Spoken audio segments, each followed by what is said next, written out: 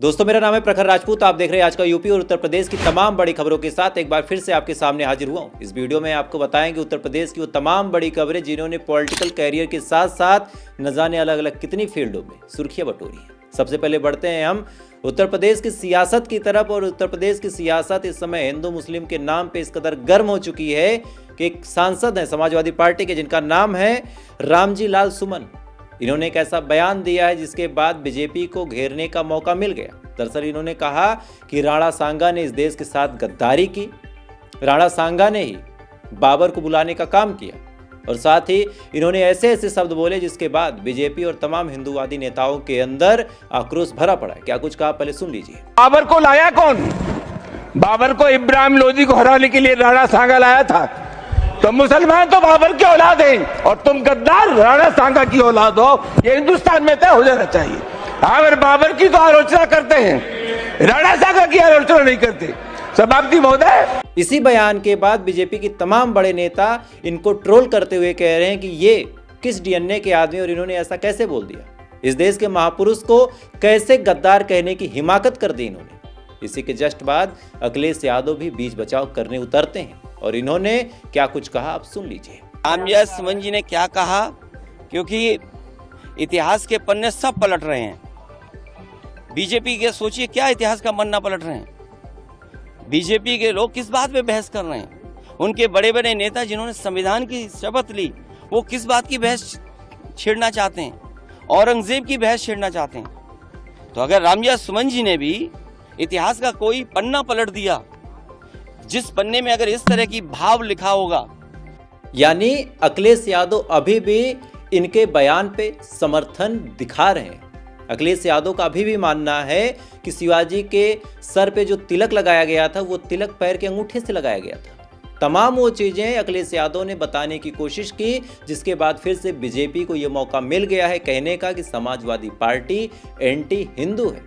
और साथ ही कुछ नेता तो ये भी कह रहे हैं कि समाजवादी पार्टी एंटी नेशनलिस्ट यानी देशभक्त ही नहीं है। आपकी क्या राय है, कमेंट कीजिएगा। तब तक हम बढ़ते हैं दूसरी खबर की तरफ। बीजेपी के विधायक नंद किशोर गुर्जर का तेवर अब उनकी पार्टी के लिए ही हानिकारक हो गया। दरअसल नंद किशोर गुर्जर लगातार बीजेपी सरकार को ही ट्रोल करने का काम करते हैं। कभी उन्होंने कहा कि योगी आदित्यनाथ जी के ऊपर इस समय ऑफिसरों ने काला जादू करवा दिया। कभी उन्होंने कहा कि सियासत में जो लोग बैठे हैं वो इनको ही समर्थन नहीं देते।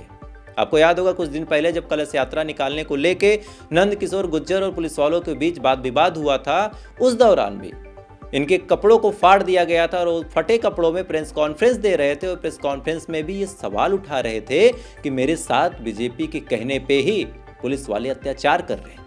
योगी आदित्यनाथ बड़े अच्छे व्यक्ति हैं, लेकिन योगी आदित्यनाथ के ऊपर काला जादू कर दिया गया है और यही वजह है कि जो ऑफिसर हैं वो मुझे बेइज्जत करने का काम करते हैं। और इसी के जस्ट बाद उनका एक वीडियो सोशल मीडिया पे वायरल होता है जिसमें वो कहते हुए नजर आते हैं कि अगर कमिश्नर के अंदर हिम्मत हो, अपनी माँ का दूध पिया हो, तो कमिश्नर आए और मुझसे मुकाबला कर ले। कमिश्नर की बंदूक की गोली होगी, मेरा सीना होगा।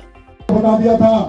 कथा के बाद मैं चुनौती देना चाहता हूँ कि दिल्ली पुलिस को, चीफ सेक्रेटरी अगर तेरी माँ ने दूध पिलाया है, कमिश्नर तेरी माँ ने दूध पिलाया है, तो कथा के बाद गाजियाबाद कहीं भी तय कर लेना, तेरी गोलियां होंगी, हमारे सीने होंगे। यहाँ से लेकर के 28 तारीख के बाद समय चीफ सेक्रेटरी का होगा। अब ये वीडियो जब वायरल हुआ, इसी के जस्ट बाद आज अखिलेश यादव से जब सवाल पूछा गया कि उत्तर प्रदेश की सरकार के बारे में आपकी क्या राय है, 8 साल सही से पूरे हो गए, कोई दिक्कत नहीं हुई, इसके बारे में आप क्या कहेंगे। तब अखिलेश यादव ने तंज कसते हुए कहा कि 8 साल आप हटा दो, एक हफ्ते का आप देख लो, बीजेपी के विधायक के ही कपड़े फाड़े गए।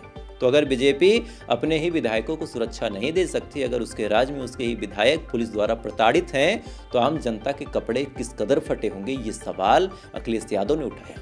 यानी एक विधायक की वजह से बीजेपी के ऊपर भी संकट मंडरा रहा है। तो क्या नंद किशोर गुर्जर का इलाज योगी आदित्यनाथ सरकार करेगी?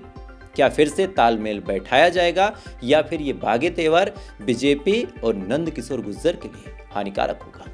आपकी क्या राय है, जरूर बताइएगा। तब तक हम बढ़ते हैं तीसरी बड़ी खबर की तरफ।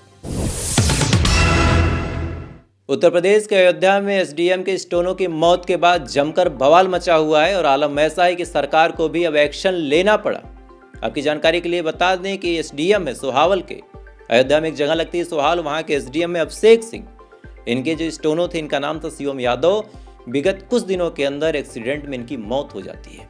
जैसी मौत होती है, इसी के बाद बवाल खड़ा हो जाता है, चूंकि पूरे परिवार का आरोप था कि जो एक्सीडेंट हुआ, एक्सीडेंट कोई नेचुरल नहीं है। इतना प्रेशर शिवम यादव के ऊपर डाला गया, इतना प्रेशर डाला गया कि शिवम यादव अपना आपा खो बैठे। बाइक चलाते वक्त उनके अंदर कंट्रोल नहीं रहा, हाथ पैर सब सुन्न पड़ गए थे और एक ट्रक के नीचे आ जाते और इनकी मौत हो जाती है। दरअसल आरोप लगा था अभिषेक सिंह के ऊपर कि इन्होंने शिवम यादव से लगातार पैसे की डिमांड की थी। लगातार ये कहा था कि शिवम यादव तुम बाल छिला के आओ। लगातार ये कहा गया था कि शिवम यादव तुम मेरे लिए पैसे का जुगाड़ करो, नहीं तो तुमको बर्खास्त कर दिया जाएगा। शिवम यादव ये नहीं कर पाते। इसके बाद शिवम यादव को कभी खड़े रखना, कभी ऐसे मौके पे जो धार्मिक हिसाब से सही नहीं है, यानी मंगलवार के दिन भी बाल बनवाना, ऐसे ऐसे काम बोलना जो शिवम यादव ने कभी पहले किया नहीं था। ये तमाम चीज़ें प्रताड़ित की गई। उसके बाद शिवम यादव मानसिक संतुलन खो बैठते हैं। बाइक चलाने के दौरान उनका एक्सीडेंट हुआ और इस एक्सीडेंट में शिवम यादव की मौत हो गई। अब इसको लेकर सियासत गर्म है। सबसे पहले अवधेश प्रसाद, जो कि अयोध्या के सांसद है, वो आते हैं। उसके बाद अखिलेश यादव ने भी इस पर तंज कसा। आलम ये था कि सरकार को भी इस पर एक्शन लेना पड़ा। हाल फिलहाल में सरकार ने फैसला दिया है कि शिवम यादव के आरोपों के बाद अब अभिषेक सिंह को उनकी पोस्ट से हटाया जाएगा, वहां पे दूसरे एसडीएम को तैनात किया जाएगा और इनके ऊपर जांच होगी। खैर, मामला बड़ा गंभीर है। परिवार के सेंटीमेंट चीख चीख के कह रहे हैं कि शिवम यादव की मौत में कहीं ना कहीं अभिषेक सिंह पूरी तरीके से जिम्मेदार है, जो कि अभिषेक सिंह ने बहुत ज्यादा प्रेशर बनाया था। मां रो रो के सबके सामने ये बात कह रही है। हालांकि समाजवादी पार्टी ने पूरे मामले को थाम लिया है। राजनीति करने का मौका मिला, हर आदमी इसमें राजनीति कर रहा, मीडिया वाले व्यूज खोज रहे हैं, लेकिन सच्चाई ये है कि एक घर का एक लाल चला गया और इसका जवाब कौन देगा, इसकी जवाबदेही किसके ऊपर तय होगी, अभी तक नहीं क्लियर हुआ। इसी बीच कानपुर के बिठूर में योगी आदित्यनाथ का बड़ा बयान निकल के सामने आया। उन्होंने कहा कि जो व्यक्ति देश के महापुरुषों का सम्मान नहीं कर सकता, उस व्यक्ति के डीएनए में ही मिलावट है। आपको बता दें कि इस समय महापुरुष को लेकर हमारे देश के अलग अलग हिस्सों में कंट्रोवर्सी बड़े जोरों शोरों पे चल रही है। कभी औरंगजेब के नाम पे, कभी शिवाजी महाराज के नाम पे, कभी संभाजी महाराज के नाम पे, कभी सावरकर के नाम पे, कभी भगत सिंह के नाम पे, कभी अंबेडकर जी के नाम पे। ये चीजें उत्तर प्रदेश में लगातार चल रही हैं, पूरे देश में अलग अलग हिस्सों में चल रही है। हर जगह ये दिखाने की कोशिश है कि मेरा महापुरुष तुम्हारे वाले महापुरुष से ज्यादा बड़ा है, मेरी जात का जो महापुरुष है वो तुम्हारे वाली जात के महापुरुष से ज्यादा श्रेष्ठ है, उसका योगदान इस देश में ज्यादा श्रेष्ठ है। आज इस देश की सबसे दुख भरी छवि ये है कि इस देश में ठाकुर वर्सेस दलित, हिंदू वर्सेस मुस्लिम, ब्राह्मण वर्सेस यादव, ये तमाम चीजें चल रही हैं। इसका खामियाजा ये है कि इस देश के विकास के बारे में ना कोई बात करना चाहता है, ना कोई सोचना चाहता है। पॉलिटिक्स को भी एक नया एंगल मिल गया है कि एक साइड पकड़ लो और लोगों को गुमराह करते रहो। इसमें इधर वाले भी दोस्ती हैं, इसमें उधर वाले भी दोस्ती हैं, लेकिन कोई भी अपना पक्ष हल्का करने को तैयार नहीं। मेरठ के कानपुर वाले मामले में एक नया अपडेट निकल के सामने आया और इस अपडेट में जो मुस्कान की मां है वो लगातार अपनी बेटी पे ये आरोप लगाते हुए कह रही कि मेरी बेटी नशे की हालत में इस कदर पागल हो चुकी है कि मेरी बेटी अब अपनी सगी मां को सौतेली मां बता रही है। आपकी जानकारी के लिए बता दें कि कुछ टाइम पहले मुस्कान ने जेल प्रशासन से ये मांग की थी कि मेरी जो मां है वो मेरी सगी नहीं सौतेली मां है और वो मेरा केस डिफेंड नहीं करेगी और मुझे सरकारी वकील दिया जाए। अब इसके बाद मेरठ वाले इस मामले में जहां एक लड़के को उसकी पत्नी अपने प्रेमी के साथ मिलकर बर्बरतापूर्वक मार देती है, बर्बरतापूर्वक कत्ल करती है, उसी मामले में अब मारने वाली लड़की मुस्कान की मां का बयान आया। मां ने कहा कि मेरी बेटी किसी भी मदद या फिर किसी भी सहायता की योग्य नहीं है।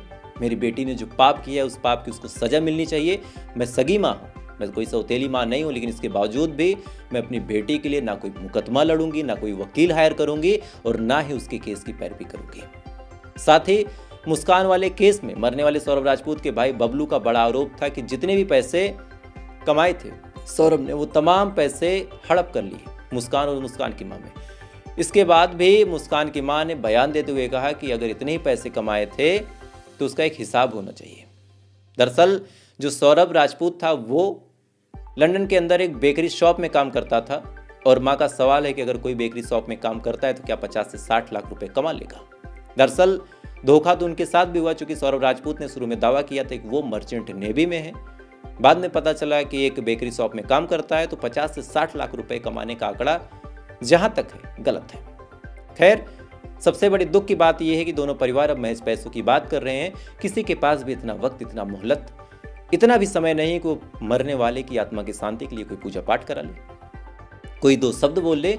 सबके अपने बयान है और हर बयान में पैसा, लालच और धोखा कूट कूट के भरा हुआ है। खैर, आपकी क्या राय कमेंट कीजिएगा। और आज की ये बड़ी खबरें थी, और ऐसी खबर अगर आप देखने के शौकीन हैं, एक वीडियो में क्राइम से लेकर पॉलिटिकल एंगल तक तमाम बड़ी बड़ी खबरों को अगर आप कवर करना चाहते हैं बिना किसी पार्टी की चाटुकारिता करते हुए, तो आप मुझे फॉलो कर सकते हैं। ऐसी अपडेट के साथ थोड़ी देर बाद फिर मुलाकात होगी उत्तर प्रदेश और देश दुनिया की तमाम बड़ी खबरों के साथ। तब तक आप अच्छे रहिए, खुश रहिए। जय हिंद, जय भारत।